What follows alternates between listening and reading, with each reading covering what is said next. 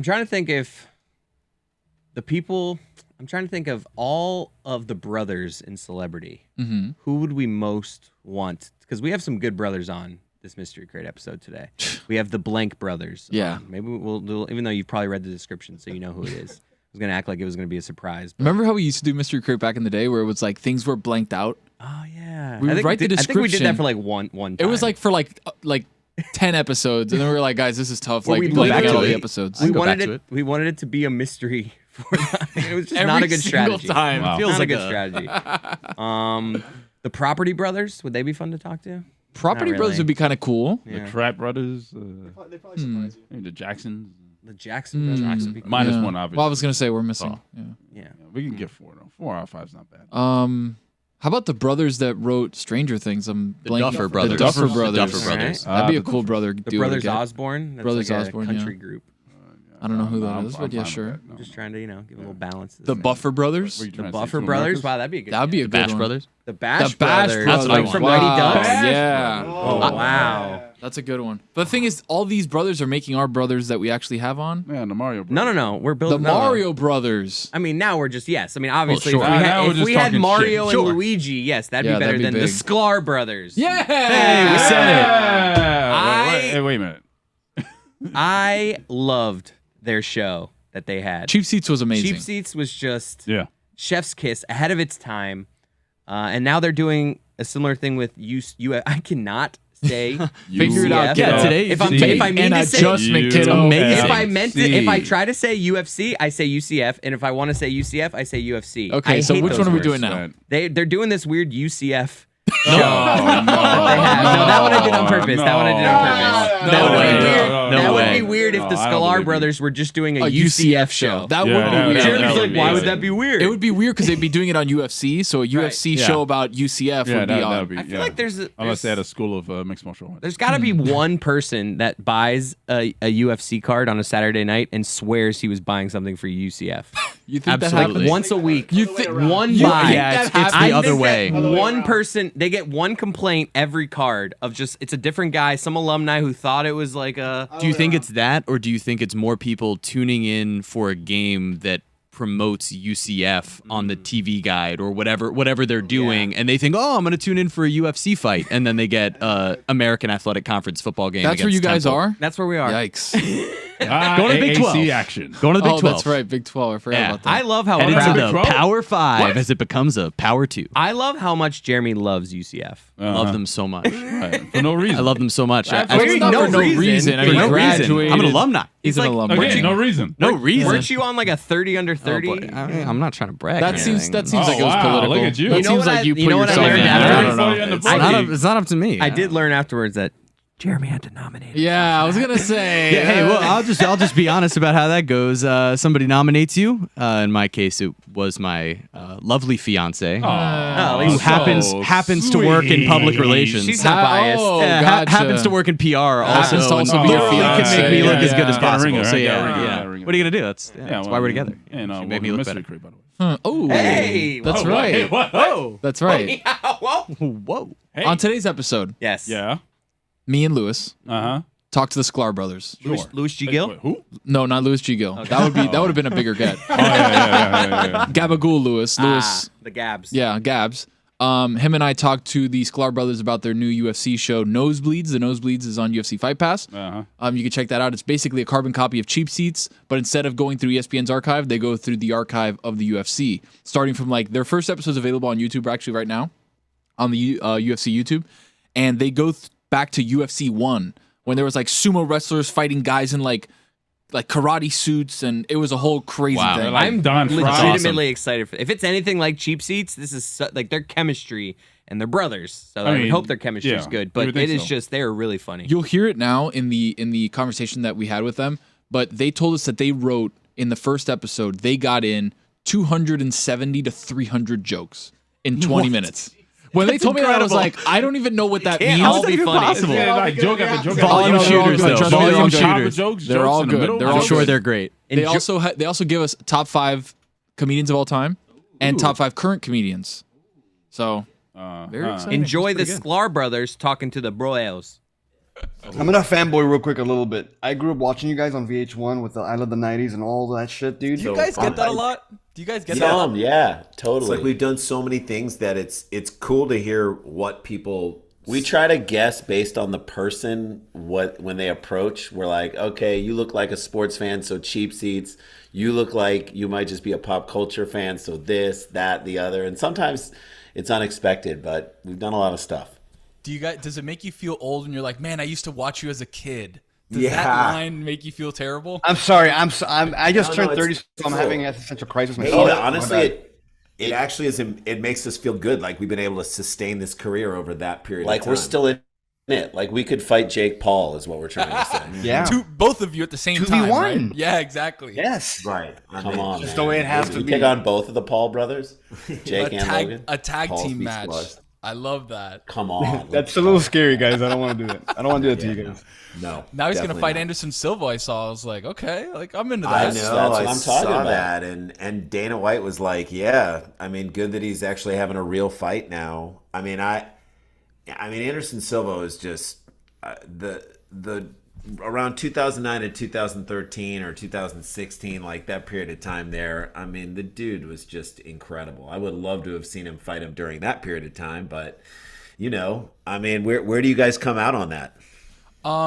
So it's actually cool to hear you say that, right? Because there's always varying degrees of MMA followers. There's the casuals, there's the diehards, and I feel like I fall a little bit more diehard. Lewis falls a little bit more casual. He's just starting to get into the sport, and this is why it's such a really cool show that you guys are doing called Nosebleeds on UFC Fight Pass. Again, check that out. It debuted the 30th of July.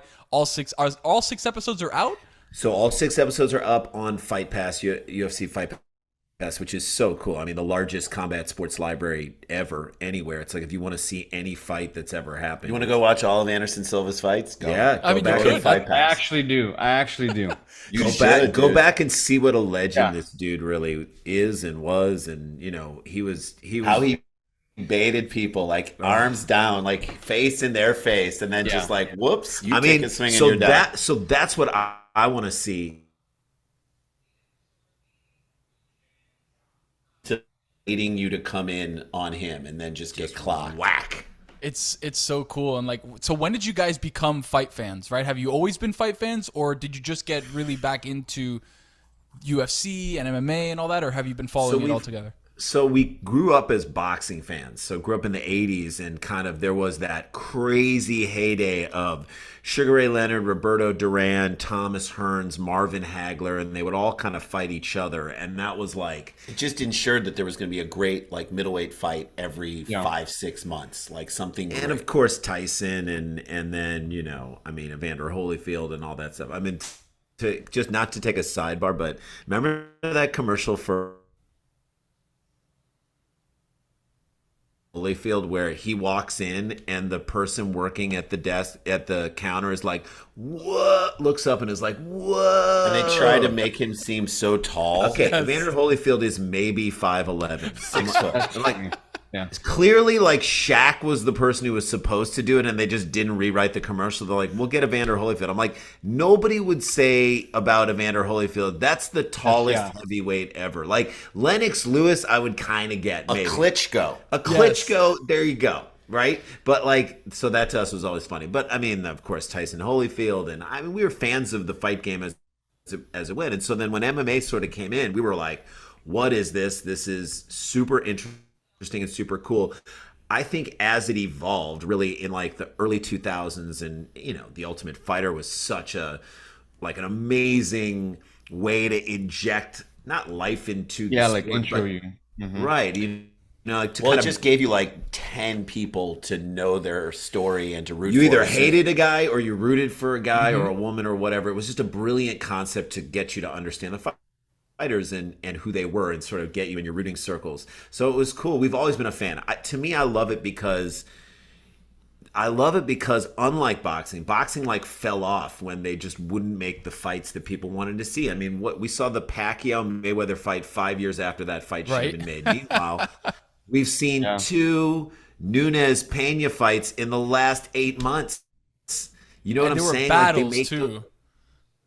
battles, and they make those fights. Imagine if they made you wait like 5 years for like Nate Diaz, Conor McGregor. Like, why would they do that? Like, that would be such a bummer to everyone who wanted to see that fight. So if you're a fan of the game and you want to see the fights happen, they're shorter fights, 3-5 rounds, whatever. Like, you're going to see some resolution. If guys don't fight, if they, there's kind of a less I'm going to beat you on points type of a thing, like a Floyd Mayweather. Yeah, less technical fighting, and more like let's fight for real.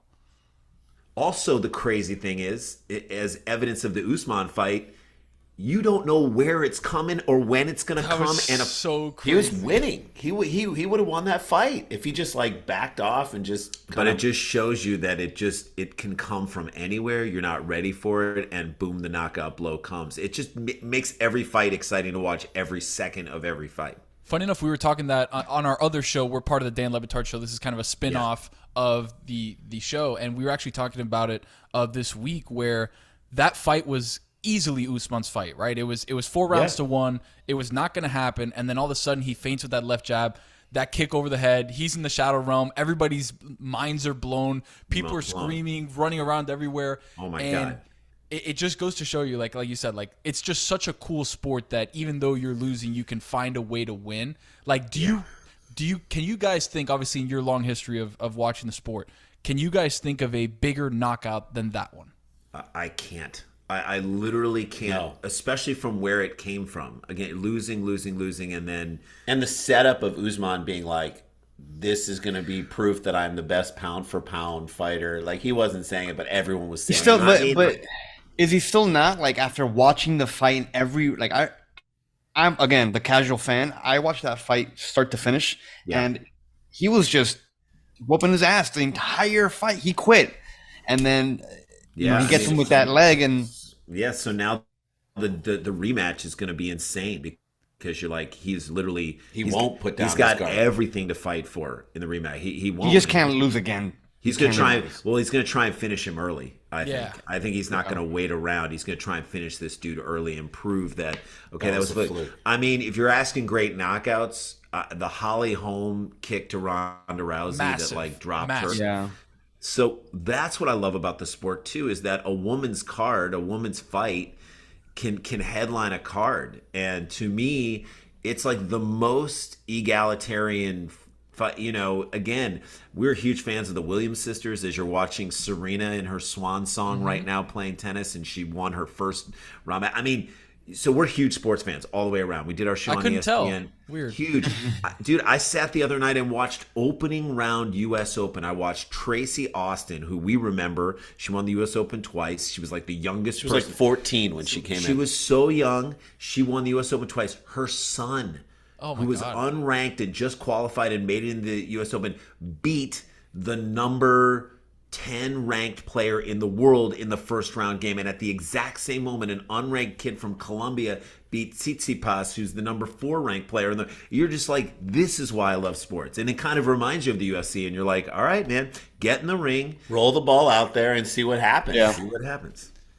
What do you guys love most about this show, right? Your new show, Nosebleeds. Like, what is something that you feel is like, all right, I'm putting the best thing out there in the universe. Like, this is it.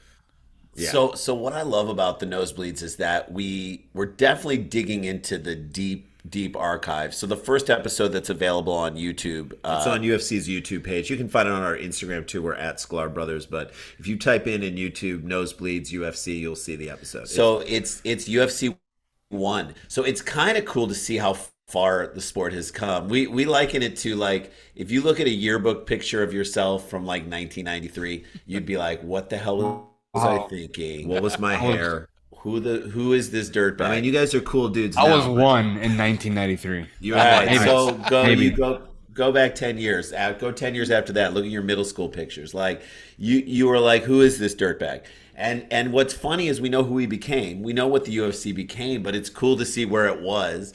And for us, I will tell you that there is no other show on television that has as many jokes as we put into this show. Like, I think there are 250, 300 jokes in a 19-minute show. And that means it's jammed. And we are making jokes about what's happening in the action. We're making jokes about what the announcers are saying. I mean, in the very first UFC, you had announcer Bill Wallace, who was a legend in his own right, but not a great announcer. He burps on air. He calls a boxer a boxing person.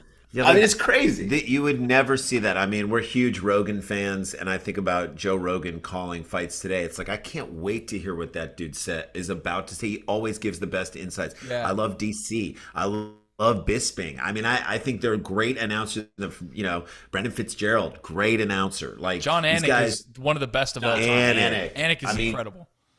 His voice has become, to me, as like synonymous with sports. Of like, he's like the Vince Scully of the sport. I mean, it's insane how much you're just like, you hear his voice and you're like, okay, it's just authority. And so there's such great announcers. But then you go back to those early days, and it was football legend Jim Brown. Our joke was Jim Brown. It was the mid '90s. We're like, Jim Brown was O.J. Simpson booked. I'm sorry, he was.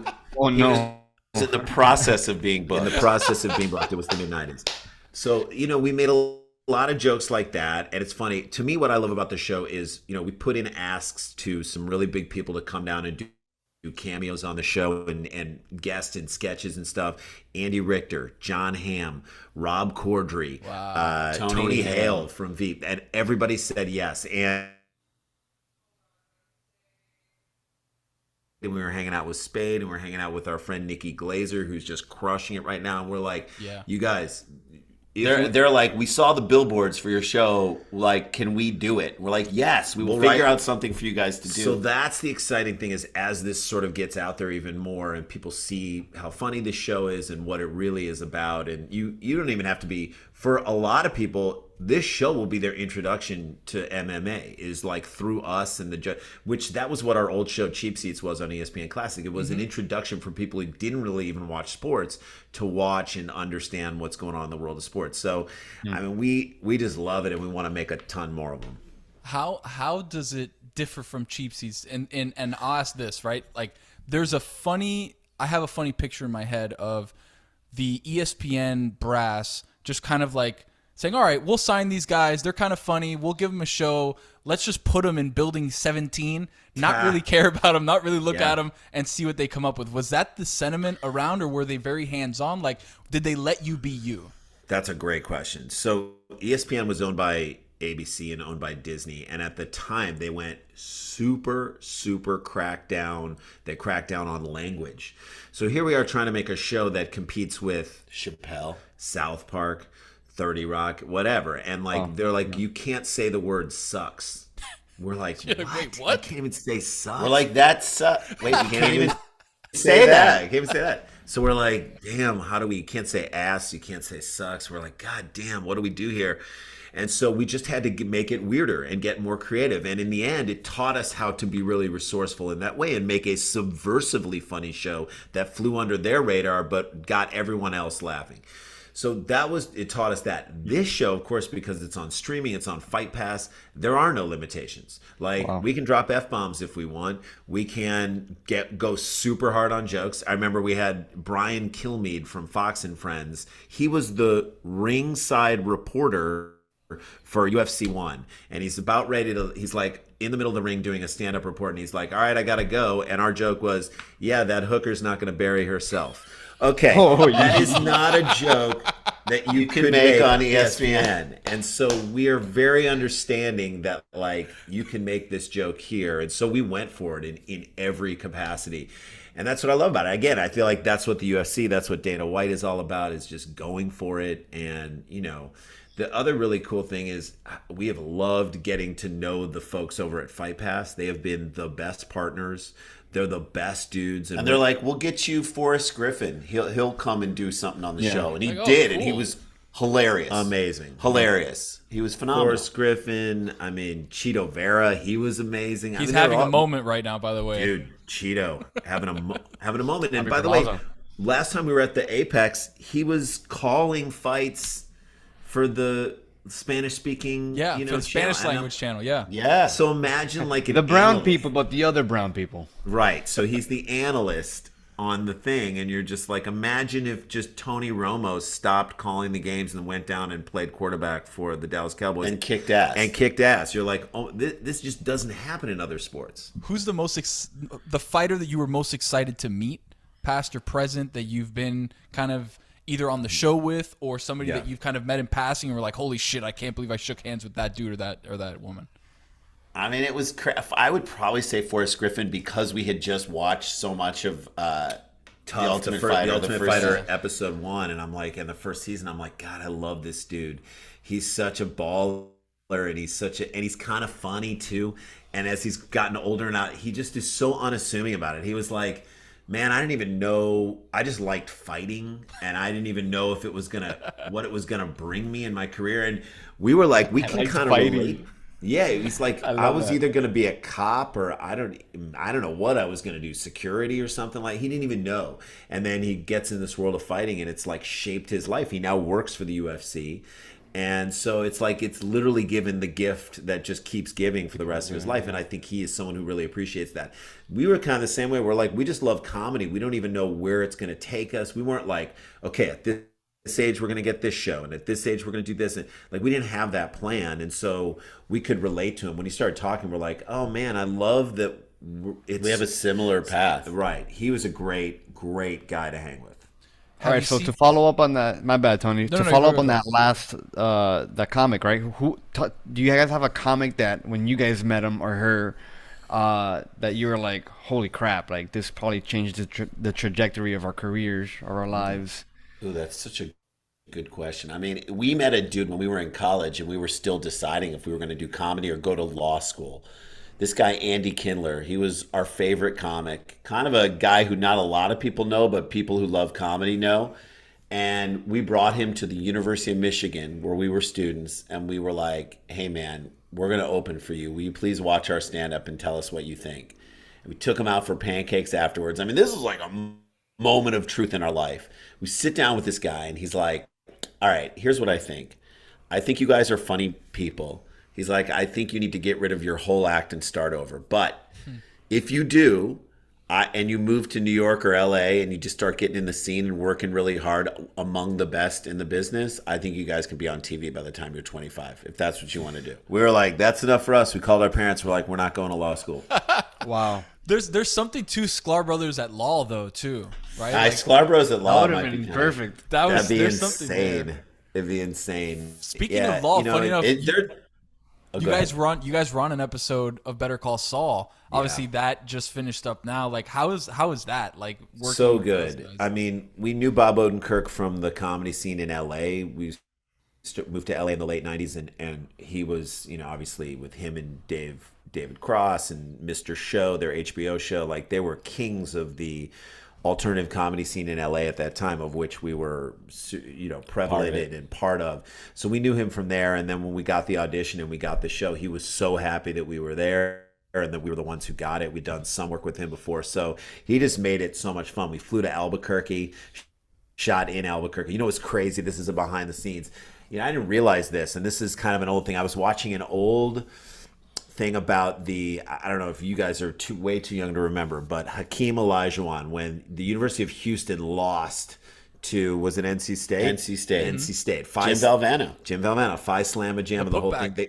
They played in Albuquerque, and what I didn't realize, because they showed it in this documentary, is that the altitude in Albuquerque, it's 5,200 feet, which isn't crazy, but it's definitely still altitude.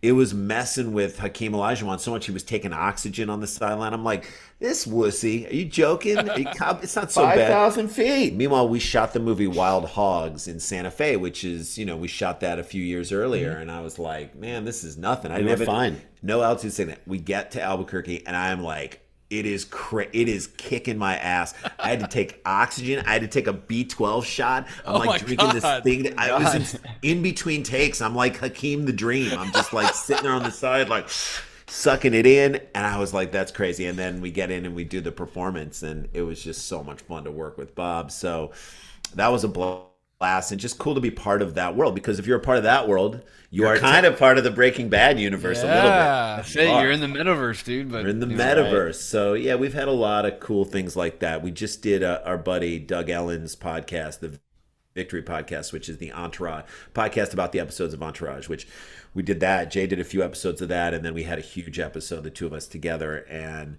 I mean, that one was so memorable with Mary J. Blige, and just being in that universe was great. We just did their podcast, so to relive that experience was really cool. Do you guys have like comedians that you each other don't find funny? Like you may have Randy, you may have some, and then you're like, oh, I hate that comic. Like he's not funny at all. That's a great question. We usually our comedic instincts are pretty much aligned. We both kind of are like, we like these people, and for these reasons. I mean, we have very specific reasons why we like these people. I think I don't know that there's like a comic in particular that we don't like, but I definitely feel like we definitely respect comedians that are doing more interesting things instead of taking the easy way out. So there are definitely some comics that crush and kill with material that you're like, I don't know. Can we get a Sklar Brothers top 5 comics? Ooh, Top yes, five. yes. Wow, that's we'll filibuster for you if you need it. If you have it off the top of your head, you is guys this of go. all time or current or of all time? Current or of all time? All time. Okay. You know what? I want both. Wow, Okay, that's so a lot. Let's do all time first, and then we'll do current. All right, let me write So this down. all Go ahead. time, I mean, we grew up being huge Seinfeld fans before he even had the show. So in like the 80s, he was on like Rodney Dangerfield's Young Comedian special. He did an HBO special, and Jay and I are in St. Louis where we grew up, and we're like, this guy's the best. Too bad no one's gonna know who Seinfeld is. Yeah, We're the only Yeah. guys who know. That's how dumb we were. We loved Gary Shandling, loved him. Yeah. Rest in peace, Gary Shandling. Got to Yes. meet him and got to hang with him. But I mean, his stand-up was amazing. It's Gary Shandling show was amazing. Larry Sanders was amazing. The Yes. dude just kept making great stuff. We were huge Letterman fans, so we grew up at like being huge David Letterman fans when he had the late night show on NBC in the 80s, and then of course he went to CBS in the 90s. He just, as a stand-up, as a comedian, as a host of a show, he was unbelievable. So that's 3. I would say Chappelle is up there. That's someone we kind of came up with a little bit, like in New York back in the day, and just watching him grow as a comic and continue to make great stuff forever, and just even his story of being at the White House that he told on SNL, like during the Obama administration, like, and just being at that party where he wasn't afraid to not tell a joke on national television for like a minute and a half. I was like, that takes guts, and that is amazing. I'd put him up there. And then just someone who just makes us laugh is our friend. He did our first show with us, MTV show back in the day, and I just think he's one of the funniest comedians out there and ever is Zach Galifianakis. Yeah. That dude, Oh, come on. he cracks us He up kills us. on the deepest level. He just crushes us. So Those are the all-time grades. I would say currently out there today, I would of course put Chappelle because he's still doing it. Crazy how he transcends both lists, right? Like He really all-time does. He and really current. does. It's like Tom Brady, Yeah. right? Like he's Yeah, the, he's he's Tom the best Brady. quarterback right now, but he's also the best quarterback of all time. Like figure it out, guys. I don't he's know. black Tom Brady. Who else? You know I what? mean, Tom Brady is Dave Chappelle. Might be black. Yeah, he might that's be right. black. I think he's white Chappelle. he's white. Chappelle, Yeah, there you right? go. Bam. I would say. I mean, you can't leave Bill Burr out. He is. I just watched his Red Rock special last night. I was watching it, and it's just I love him. His the way he kind of attacks truth and take his angle on. Again, we're huge sports fans, so college football season is coming up right now, and we are fascinated by and love on a defense the angle that a defender takes towards the ball when it's coming in towards a guy. There is nobody who takes a better, harder angle towards things than Bill Burr. He's like, I may lose 3/4 of the audience. And he almost wants to. He wants you to be walking out the door just so his punchlines can bring you back into the room. He was doing something in his latest special about him giving clothes to homeless people, and just the way he described of when he got to do it during the day, and he goes up with such good intentions and all this stuff, and then he opens the door and the smell just gets him. He was doing little things that were just crushing me, and I'm like, it's hard to keep doing it special after special. Another current guy who we absolutely love, who's just so funny in his bones, without a doubt, David Spade. Spade is so goddamn funny because he just takes simple stories and simple things, and without even trying too hard, he makes it seem so easy, right? Yes. Who else, Jay? I would say someone you guys might not know, but someone who we just love because he's fearless and is willing to improvise a ton is Rory Scovel. Rory Scovel is just, man, God, he's so good. He's so good. And then I would put, we're huge fans of Tig Notaro. She's a great comedian, unbelievable, really, really funny. And I'm going to throw an honorable mention to a guy who you may not have heard of. His name's Fahim Anwar. Just unreal. He's young comic. His premises are so good. He's so smart, and just every single premise. I highly recommend go follow him on TikTok. I'm literally googling as I'm like, just make it. Fahim Anwar. Google him. He's amazing. You'll love him. Good question. One shining omission, I think. Were you guys big fans of Norm Macdonald? Huge. Oh yeah. Okay, because I see a lot of Norm. And you guys kind of have concentric circles in a lot of the stuff that you guys do, and like his deadpan delivery, the way that he talks, the way he explains stuff. You have to, I don't know, just throwing that out. We might have to put him on the all-time list. We might have to put him on the all-time list because he obviously isn't doing it. But Norm's hosting of the ESPYs might be the greatest opening monologue to any award show ever. It's the gold standard of all time. Like better than any Ricky Gervais Golden Globe, and inspiring. Jay and I just hosted the Real TV Critics' Choice Real TV Awards this past summer, and we were like thinking of Norm like in the back of our brains as we're writing jokes for this thing. We're like, maybe this is pushing it too far, and then we're like, no, it's not. It's not. We're talking about the dog whisperer Cesar Millan, and this is now a joke we do in our stand-up about how marriage. Listen, marriage is hard, according to Ben Affleck. If it's that hard, why is he getting married again? But in that spirit, Cesar Millan, the dog whisperer, this is when we knew marriage was hard. He got divorced. We're like, what? That apparently he doesn't have the power to make everyone stay. That's right. Or come. Oh, wow. There you go. Hey yo. We took it. Do you guys? I think there's such a respect that at least I have, and I know Lewis does too. Like, for you to be able to grab, and this talks about Chappelle and Eddie Murphy and guys, another person you left off of your all-time list. I'm not counting, but the ability to grab a microphone, get in front of a group of people, and with the expectation of being funny, deliver being funny is something that I can't fathom, right? Like, we grab microphones and we try to be funny, and sometimes we miss horribly, but like the expectation of funny and then beating that expectation for a living to make sure that your wife and kids or your husband and kids have food. The delivery of funny is crazy. The premise is insane. Yeah. Sorry, they're working on my house. It's a little loud, but what are they doing? Yes, that is so true. It's so hard. We did it twice last night. We had 2 shows last night. Comedy Store, we were in the main room, and this other show called Supernova, which is a really cool show.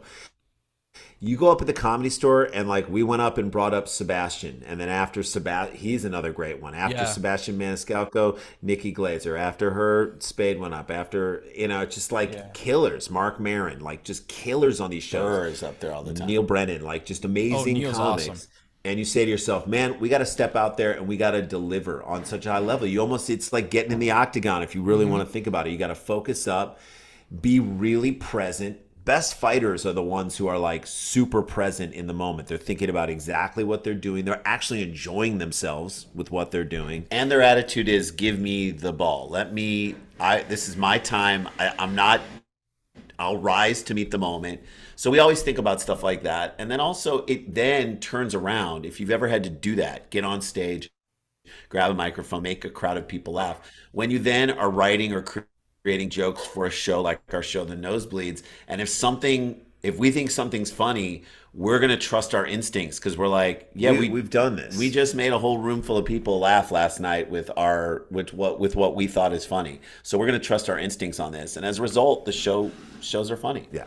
Check them out on The Nosebleeds, UFC Fight Pass. All 6 episodes are up right now. Guys, one final question to get you out the door. Have you met Dana yet? Have you met Uncle Dana?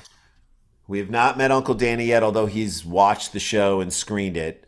He's a busy guy. Like you can set up a meeting with Dana White, and then all of a sudden you're like, we've flown to Vegas with a meeting on the books, and then he got called away. He had to go to like Costa Rica, and you're like, well, he's the guy. There's nothing we can do about that, but I feel like we will hang with him, and when we do, in a similar way, like what I love about Dana is the same things that I think qualities that we feel like we have, which is We got to fight to earn people's respect. We're twins. People look at us and say like, you guys are just a gimmick, like whatever. It's like you guys are trading off this thing, but we're like, no, that's not what we are. We're legitimate, and you got to take us seriously. And you will take us seriously when you actually get in and figure out and see exactly who we are. I feel like the UFC has tried to do that for the last, 20 years, and they've succeeded. It is a legitimate sport. Jay and I were at the ESPYs this year, and you look at the highlights that they run for the year in sports, and a bunch of them were UFC highlights. For sure. You're like, man, you made it. You're in the mainstream of those sports. So we feel that way about ourselves. And so I feel like we'd connect with him just on that basic level. And look, I know he supports us and supports the show. So I'm just excited to be a part of the family. And we feel like this show is something different that UFC has never done. And when you can make fun of yourself, as our good friend Jeff Ross, the roast master, always says, when you can take a roast and enjoy it and dish it right back out, that means you are the strongest person out in the room. Exactly. Brother, I'm roasting myself all day. Last question. Love it. Which Sklar Brothers is funnier? Wow. Oh, sheesh. Me. Wow. He would say him. Well, that's, again, something that someone who is less funny would say. They'd have to put it out there. So I'm gonna say it's me. Exactly. Jason and Randy Sklar, you can catch them UFC Fight Pass on the Nosebleeds, their show, all 6 episodes streaming right now. Gentlemen, tell the people and where the first one. Go ahead. Yeah. The first one you can watch for free. If you want to taste, go to UFC's YouTube page. You can watch the first episode of the Nosebleeds. Follow us on Instagram at Sklar Brothers, on Twitter at Sklar Brothers. We have a sports podcast we do every week. We should have you guys on it and have you do it, and we'll talk MMA with you. It's called View from the Cheap Seats. And we have another podcast called Dumb People Town. But go to supersklars.com and you can see all the stuff we have on live dates and all that fun stuff too. Do you guys do any fantasy football? Yes, we're doing fantasy these guys football. do fantasy football. What kind of question is that? Put a pin in it. We'll have you on the fantasy football episode. How about that? Boom. I love it. I'll talk about how I took Josh Allen early in my draft last night. People mocked me, and I'm like, bro, I will take you down. It's like, I don't want to have 2 good running backs in Jacoby Brissett. We'll talk about it later with you guys. Thank you, guys. That'll do it for another episode of Mystery Crate. That was great. Honestly, good, right? we sold it. We sold it to the people, and it delivered. The Sklar Brothers. I got to check out that show. We sold something. Check out that show. Yeah. They invited me on their sports podcast. Oh, I was like, did you feel like it was a genuine invite or like a no. Nice I felt like it was genuine. No. I felt like no. Yeah. So here's how I know it was a genuine invite. Yeah. The boys, the brothers, followed me on Twitter like that. Wow. So I was like, I mean, Wow. we're gonna go into production next week on something else me and them are doing. You know? Look at you. No, they run their own stuff. Don't do that to them. Yeah, they run their own stuff. Don't do that to them. But they have a bunch of different pods at Sklar Brothers. They're doing a bunch of cool stuff. So yeah, support them. Check out on Cinephile this week, Billy Gill on there with Adnan talking baseball, talking Only Murders in the Building. I have a bone to pick with that. What? But Billy Gill's not the only guy that watches Only Murders. I was a little upset when he was the one that got the call. But I'm not going to be No lying. biggie. I have 2 of my side projects this week. One of them, my dad wanted to do a fantasy thing, so I'm like, I'm going to go Tony there. We're not going to go buddy. Only Fair. Murders That's in the fair. Building with you and fantasy with Billy. No, okay. I had to you got a little more range. Touche. Tache.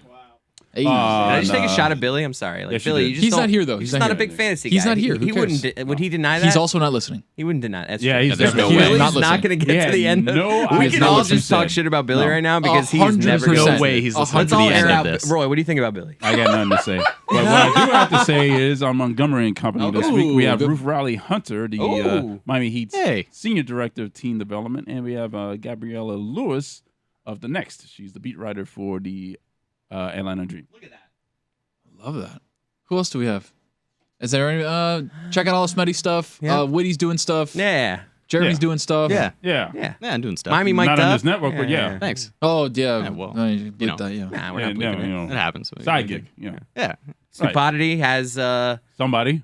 something on this. Matthew Barry. Matthew Oh, Barry. Stu, Hey, Stu. Stu. Now we can Where now we are can you? promote. It's so nice of you to wait around Stugotz this whole is on interview Mystery for this to Crate. happen. Wow. Yeah, very good. Thanks for hanging out with us. I like watching you guys do it live. Nobody It's works fun. harder than Every you, week my I'm friend. here. Stu, what'd guys you know think of that. the Sklar Whole Brothers? bunch of mentions. What happened? Cat- What'd you think about the Sklar Brothers? Cheap Seats. You We ever just had watched 'em. Cheap Seats back in the day? The Sklar Brothers.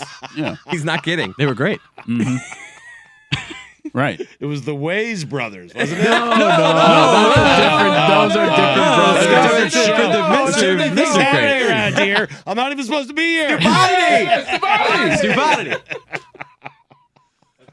Perfect. That was perfect, Stu. Okay, goodbye. What? You always win. Oh, wow. Oh, my God.